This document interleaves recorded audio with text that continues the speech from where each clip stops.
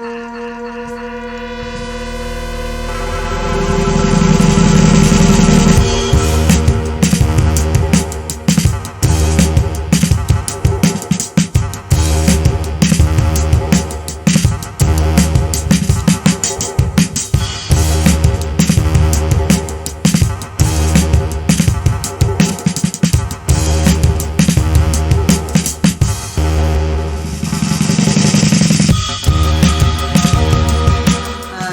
next presenter is Alexis Romero Walker from Manhattanville College and Glina Davis Institute of Gender in Media. And his presentation is Critical Media Literacy as DEI Tools for Media and Communication Today.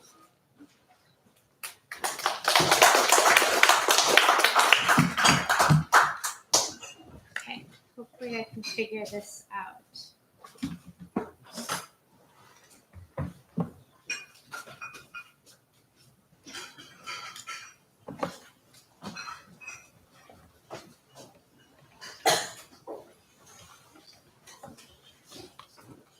Does it work? Maybe.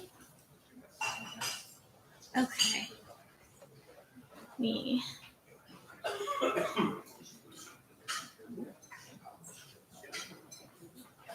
Okay, lovely.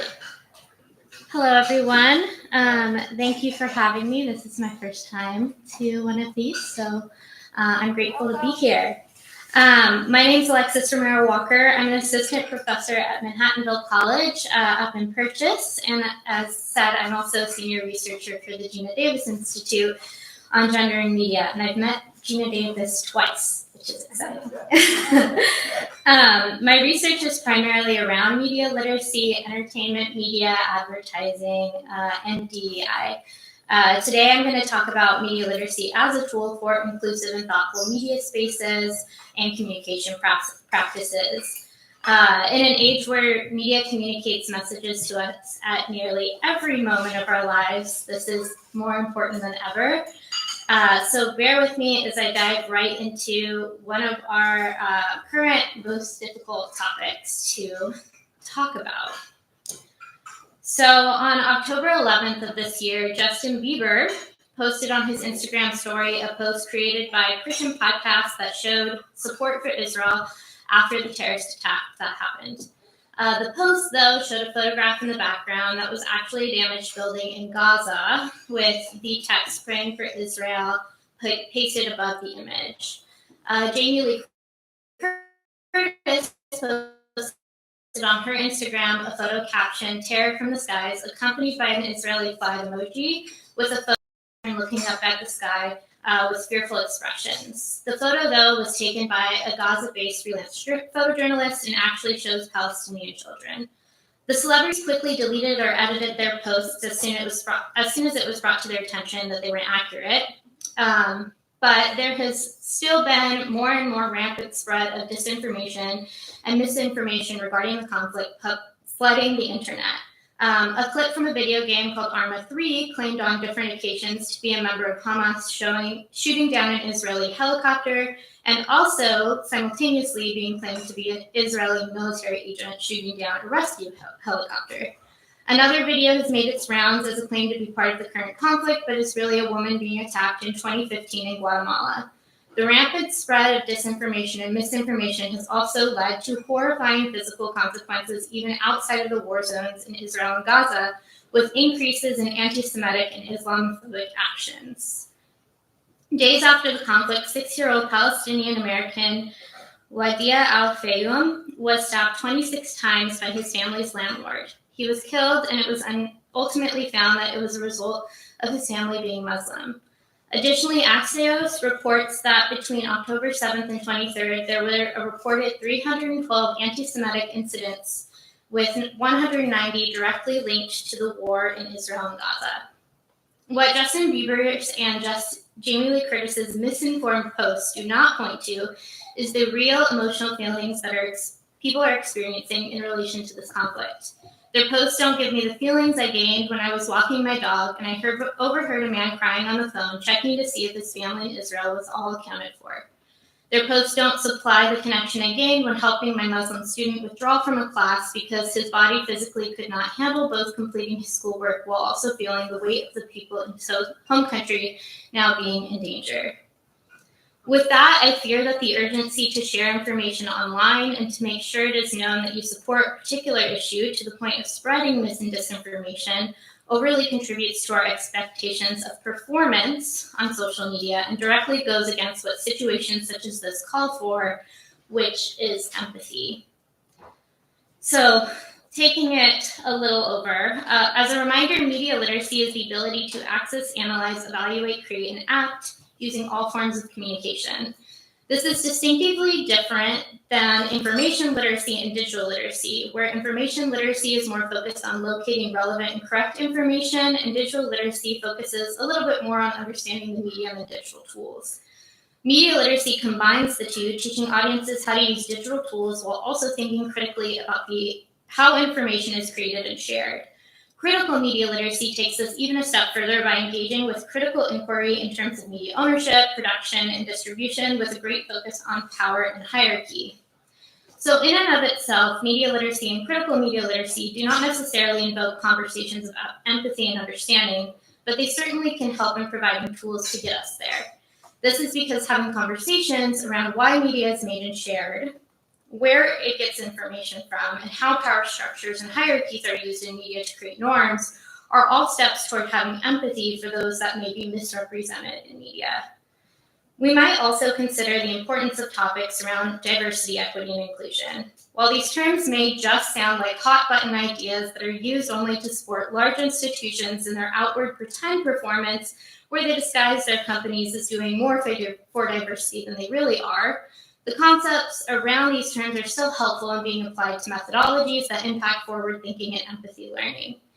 As DEI is paired with media literacy principles, we might be able to further understand the embodied identities of those around us to better engage with empathy-driven media practices.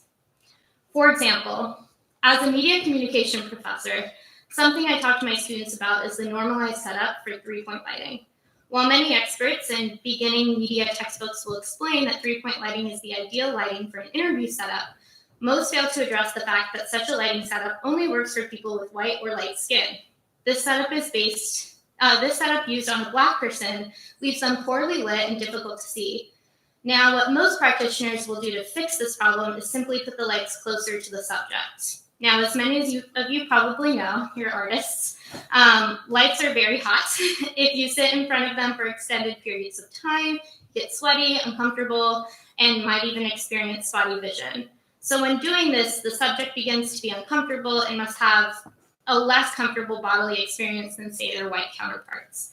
Additionally, simply bringing the lights closer only results in the subject being overlit and blown out. It's a bad solution all around. I then talked to students about alternatives to this lighting setup, using reflector discs, using makeup and lotion to reflect off the skin, and choosing appropriate lighting filters for subject undertones. This will result in a better image that makes the subject look good while maintaining their comfort level when being filmed. An easy solution that's almost never brought up in these production courses. But why is this a big deal? When we look back to film history and representations of Black people in media, we will notice something consistent: lighting as a tool to criminalize and villainize Black characters. In films like Birth of a Nation, the use of darker lighting that does not properly display Black characters helped audiences understand that the subject was untamed and a danger to those around them. Lurking in the shadows, films like Birth of a Nation created a technique to specifically paint the Black identity in a certain light. And as D.W. Griffiths explained when trying to premiere his film in the White House, if we could get the backing of the president, we would have a powerful weapon, pointing to the power such representations of Black people would have on their treatment in the United States. Using such media creation strategies today, where Black subjects are not properly lit, could allude to historical representations of Black bodies in film and video, thus reinforcing the same reactions by audiences when they see a Black subject improperly lit, still in the shadows when watching film and television. Additionally, teaching students of color and practitioners of color to perform this kind of media-making production also requires them to be a part of the creation process to which they're misrepresenting themselves and their community. thus creating an uncomfortable conflict for themselves and their embodied identities. Another example can be drawn from Damien Chazelle's 2022 film Babylon. In the film, there's a scene in which a Black actor, Yovan Depo, had to perform a scene in blackface. The scene consisted of a Black actor being asked to put on blackface to make his face even darker because it was needed for the lighting of the shot.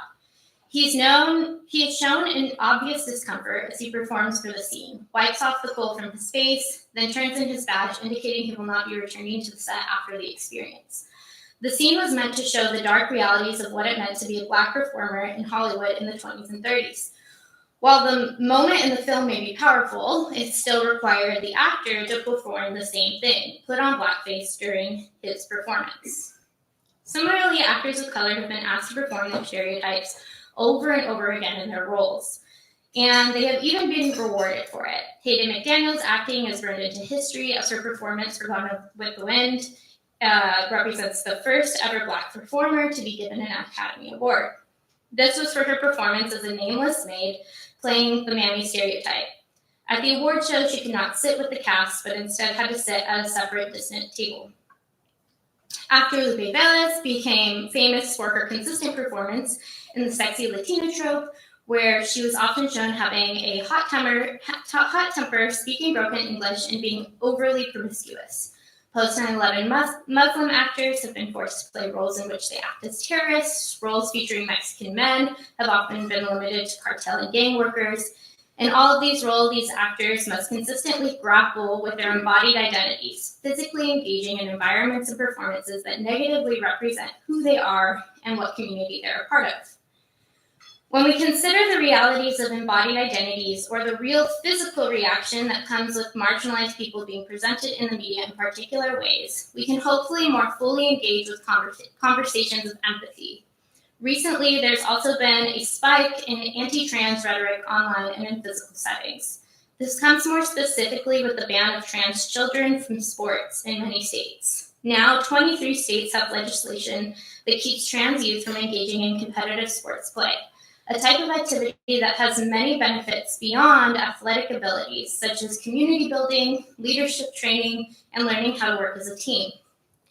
In a recent episode of Dax Shepard's Armchair Expert podcast, him and media personality Jonathan Van Ness discussed trans youth in sports. While this was not the intended conversation for the podcast, with the intention being to discuss JVN's new media company, the three started getting into deep debate on the issue. By the end of the conversation, Jonathan, who identifies as non-binary, started to become emotional. They stated, "I could just cry because I'm so tired of having to fight for little kids because they just want to be included. I wish that people were as passionate about little kids being able to be included or grow up as they are about fictitious women's fairness in sports. I have to tell you, I am very tired." Later in the episode, it was addressed how Jonathan, as a non-binary and trans person, feels exhaustion from being forced to discuss the issue. They also note that since the episode had been released, they've been DM'd consistently anti-trans and hateful messages. This shows again the exhaustion that comes from being in one's embodied identity and engaging with the media and communication process. There's so much that can be done in each of these situations to prevent harm against people in marginalized communities. We might think of including a principle about embodied identities when we talk about media literacy and empathy. We might think, how can I engage with media and media messages in a way that's empathetic and understanding rather than urgent and diverse? Consider, why do I think I need to urgently respond to this media message? How might information I share impact those who embody identities related to the issue or event? How might this information be engaged how might information I share impact those that have those identities? How might this information be engaging me emotionally so that I feel a certain way about a particular embodied identity? More specifically, is this information encouraging me to engage in hateful commentary and messaging about a particular community? When I create media, how might it affect the embodied identities of those who help in the media creation and end up watching it? In a time where media surrounds us and mis and disinformation is more dangerous than ever, I believe that empathy is of the utmost important concepts that we drown ourselves in. Learning to be thoughtful, kind, and understanding to those around us is what makes us good citizens, friends, and community members. And there's so much that encourages us to act in hate instead isms over empathy. This isn't to say that we shouldn't stand firm in some issues. There are certainly things that are wrong, like the support of the Holocaust or slavery, for example. Those things, non-negotiable, bad. But in our understanding of even those examples, and in conflicts such as police brutality and the passing of anti-trans bills, thinking about embodied identities and engaging in empathy gets us to where we ought to be on those issues. So I hope as we engage with media and put our media literacy skills to the test, we consider these questions about embodied identities, which can help us in feeling empathy for our fellow man, woman, and people. Thank you.